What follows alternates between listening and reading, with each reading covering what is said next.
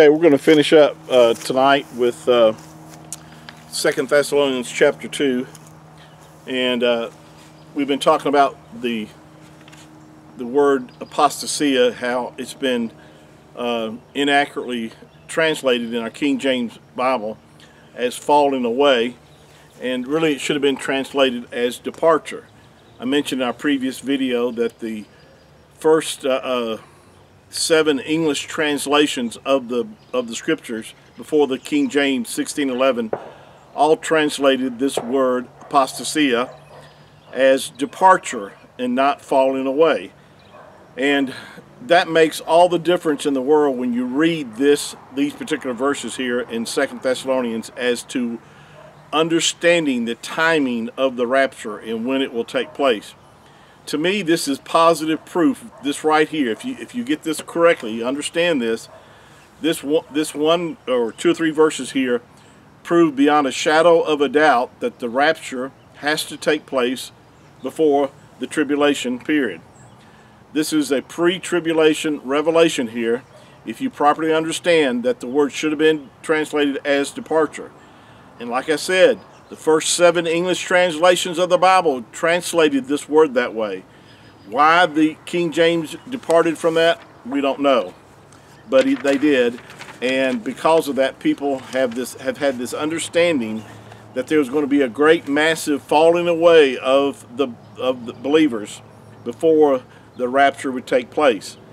And that's not correct here in that in these verses here. It's talking about there will be a departure first. Now I want to go back here and read this verse again. Verse 3 of 2 Thessalonians chapter 2, Paul says, "Let no man deceive you." Don't let anybody deceive you. These people who try to tell you that the church is going through the tribulation and all this, don't let them deceive you.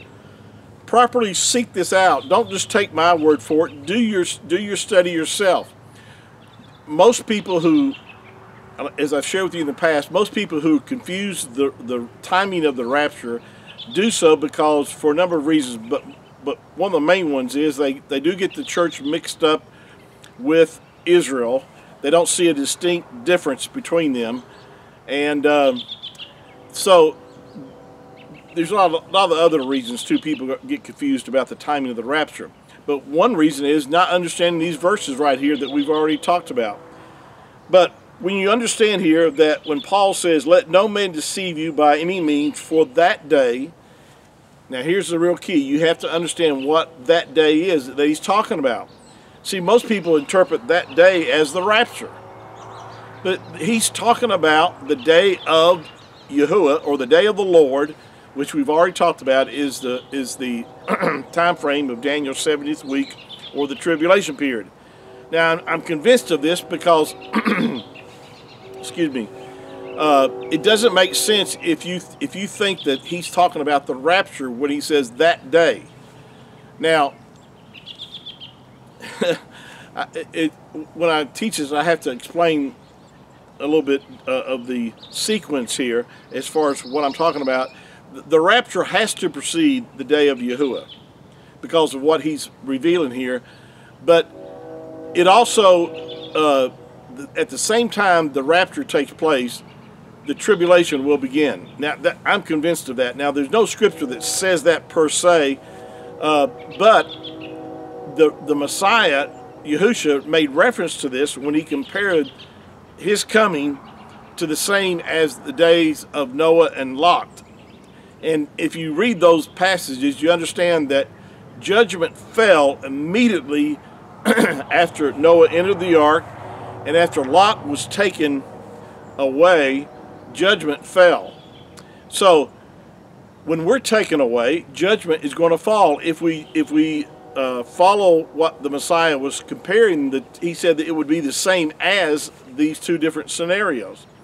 And we know that the tribulation period is a time of judgment. And so when you understand that, then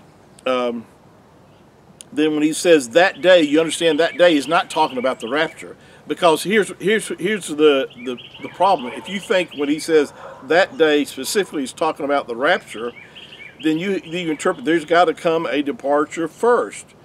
See, the departure first has to happen before the tribulation or the day of Yahuwah can begin.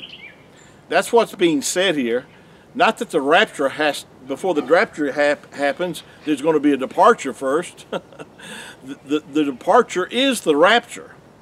So I hope you understand what I'm saying here.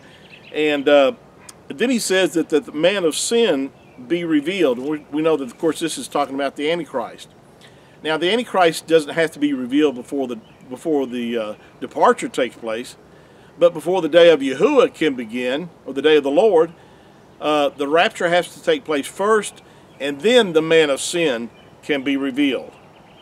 I hope this is helping clear up some things. This is really, to me, if you get this basic understanding of what this word apostasia means, that it really means departure and not falling away, then you can understand here that Paul is communicating to us a pre-trib rapture that was going to take place before the tribulation or the day of Yahuwah begins. Thank you for your time this evening, and we'll pick this up on our next session together. And until then, shalom.